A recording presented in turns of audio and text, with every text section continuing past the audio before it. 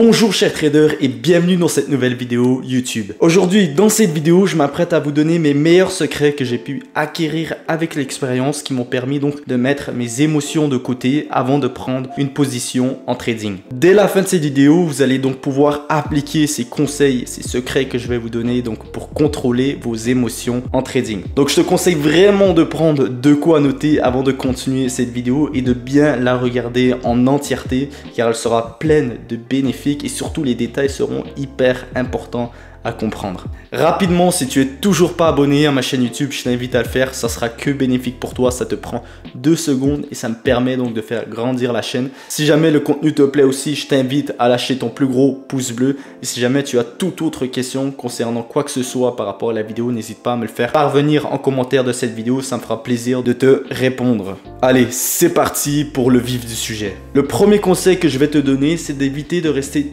trop de temps scotché sur les graphiques, que ça soit devant ton écran ou sur ton téléphone. Et c'est quelque chose d'hyper important à appliquer que tu dois arrêter de faire dès maintenant car ça t'évitera de prendre des prises de position sous coup d'émotion. Plus vous passez du temps devant vos graphiques, plus vous avez envie de prendre une position. Et je te parle par expérience, lorsque j'ai débuté le trading, j'étais donc encore une fois étudiant et donc je passais quand même énormément de temps devant mon téléphone à regarder donc les graphiques sur TradingView, à analyser mes paires en cours et c'est quelque chose que je vous déconseille fortement de faire car plus vous passez du temps devant ces écrans là, plus vous avez envie de prendre une position et à 99% du temps, lorsque vous allez prendre une prise de position à cause de justement ce fait d'être scotché devant votre graphique, de vouloir absolument prendre une position, ça sera une mauvaise position, ça sera une position prise sous coup d'émotion et c'est une grosse erreur que les débutants font tout simplement et que vous devez absolument éviter. Et pourquoi c'est une erreur? Car simplement le trade que vous allez vouloir prendre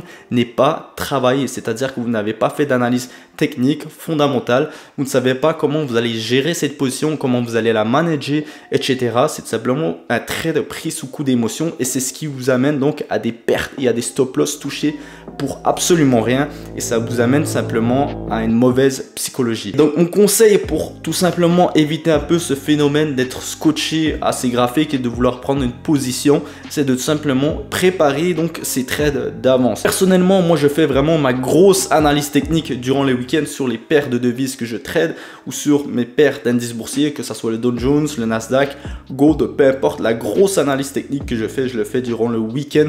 Donc tout simplement, je vais placer les zones intéressantes ou potentiellement donc ça pourrait m'intéresser de prendre une position. Je placer donc des alertes à ces zones là et tout simplement je vais réagir en fonction des alertes qui sont déclenchées, si oui ou non je décide donc de prendre une position et ça me permet justement d'être moins scotché devant mes écrans, à toujours regarder les graphiques chaque matin, à passer plusieurs heures.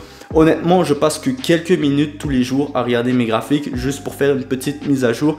Mais à part ça, je passe pas des heures à tout simplement scotcher devant mon écran ou à regarder tout simplement les graphiques sur mon téléphone. Ça ne m'intéresse pas. Et je sais que si je le fais, tout simplement, je vais vouloir prendre des positions sous coup d'émotion. Donc en soi, il est toujours très important de bien préparer son setup et son trade d'avance.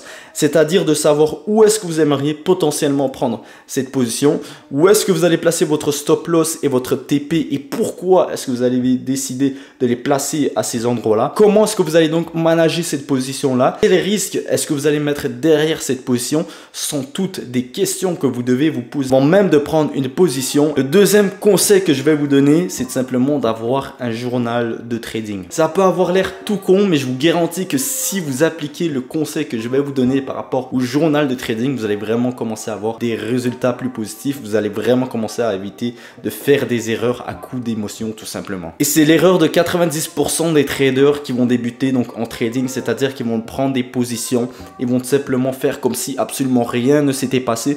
Mais ça, mesdames et messieurs, c'est une grosse erreur car ça vous empêchera tout simplement de progresser en tant que trader. Comment pouvez-vous progresser en tant que trader si vous ne cherchez pas à comprendre les erreurs que vous faites? Donc c'est hyper important d'avoir un journal de trading pour simplement comprendre les erreurs que l'on fait et tout simplement continuer de progresser. Et voici comment j'ai réussi à créer mon propre journal de trading avec le temps et l'expérience que j'ai pu acquérir, qui m'a donc permis de mettre mes émotions de côté simplement avec ce que je vais vous dire. Donc en soi, comment ça se se passe? Lorsqu'il y a une position qui va commencer à m'intéresser, je vais prendre mon petit journal de trading qui est donc juste ici et puis je vais écrire tout simplement dans ce journal là pourquoi est-ce que je vais prendre cette position, comme si je l'expliquais à quelqu'un qui n'avait absolument aucune connaissance en trading. Je dois être capable de lui expliquer de façon hyper simple et compréhensible. Et si vous n'êtes pas capable d'expliquer votre prise de position de façon simple et compréhensible, c'est peut-être que vous êtes précipité sur cette position là et que vous devez donc être plus patient, d'attendre les confirmations que vous avez besoin avant de continuer donc cette étape là. Par la suite, je vais aussi écrire donc les confluences que j'ai qui me permettent de prendre cette position. Je vais écrire aussi où est-ce que je veux placer mon stop loss et mon TP et pourquoi je les place à ces endroits là. Je vais écrire aussi donc comment est-ce que je vais manager ma position, le risque que je vais mettre derrière cette position. Donc toutes les questions que je vous ai dit justement, ce sont toutes des questions qui sont répondues donc dans mon journal de trading. Et ça, je vous garantis que si vous le faites de façon sérieuse et constante, ça vous apportera déjà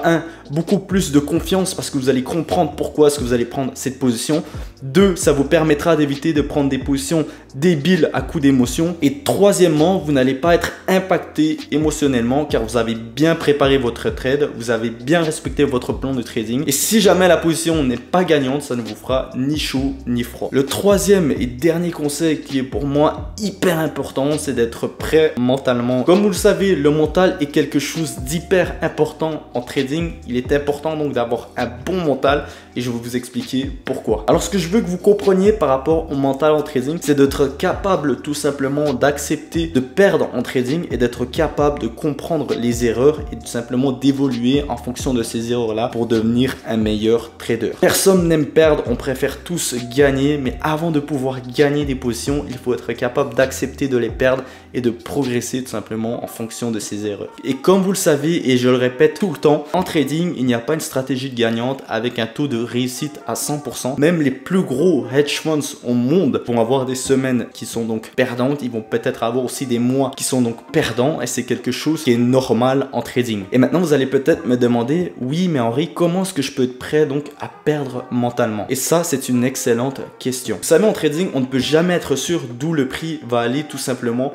On peut faire des analyses techniques fondamentales et essayer de prédire où potentiellement le prix pourrait aller, mais on ne sait pas comment est-ce que le prix va bouger et où est-ce qu'il va aller exactement. C'est quelque chose qu'on ne peut pas contrôler, qu'on n'a pas le pouvoir de contrôler, nous, petits traders particuliers. Par contre, il y a une chose que l'on peut contrôler qui est hyper importante, c'est simplement les risques que l'on va prendre sur une position. 90% des traders débutants vont tout simplement penser d'abord à combien est-ce qu'ils peuvent gagner, mais ne vont pas penser à combien est-ce qu'ils peuvent perdre en cas de position perdante. Avant même de prendre une position, soyez conscient qu'il y ait des probabilités que votre trade soit perdant. Et donc pour vous, vous devez trouver un pourcentage ou un montant que vous seriez prêt à accepter mentalement afin de ne pas être impacté émotionnellement en cas de perte. Prévoir et contrôler son risque avant de prendre une position vous permettra de ne plus être impacté émotionnellement et surtout vous permettra de ne plus prendre des revenge trades. Donc voilà, j'espère que vous aurez apprécié les 3 secrets que je vous ai dévoilés dans cette vidéo pour essayer de mettre ces émotions de côté. Encore une fois, de façon réaliste. Vous n'allez pas voir demain que vos émotions ne sont plus là lorsque vous allez prendre une prise de position. Soyez réaliste aussi. Vous savez bien que simplement les émotions, ça se travaille. C'est quelque chose que vous allez commencer de mieux en mieux à mettre de côté avec le temps et l'expérience. Mais je vous garantis que si vous appliquez déjà les conseils que je vous ai donnés dans cette vidéo, vous allez voir un changement drastique déjà du fait que vous allez être moins impacté émotionnellement lorsque vous allez prendre une position. Vous allez moins prendre des positions sous coup d'émotion et je vous garantis que si vous appliquez ça aussi, les résultats que vous allez avoir vont tout simplement devenir de mieux en mieux avec le temps et l'expérience car vous allez être capable de contrôler ces émotions là et vous allez tout simplement éviter beaucoup d'erreurs, beaucoup de mauvais trades que vous n'auriez pas pris car vous étiez en gestion de vos émotions et que les positions que vous allez prendre sont simplement prises à cause que vous avez simplement respecté votre plan de trading et que vous êtes discipliné par rapport à ça. Alors voilà, si tu veux la partie 2 de cette vidéo que je te donne donc plus de conseils par rapport à la psychologie en trading, je te donne au défi de mettre 50 pouces bleus sur cette vidéo. C'est quelque chose de largement faisable. Donc voilà, si t'es resté jusqu'à la fin de cette vidéo, jusqu'à maintenant, je pense que tu peux lâcher ton pouce bleu, t'abonner surtout. Si jamais tu as toute question par rapport à ce que je t'ai dit dans cette vidéo, n'hésite pas à me le faire part en commentaire de cette vidéo, ça me fera plaisir de t'y répondre. Et sur ce, je te souhaite une excellente journée et je te dis à très bientôt pour une prochaine vidéo. C'était Henri, ciao.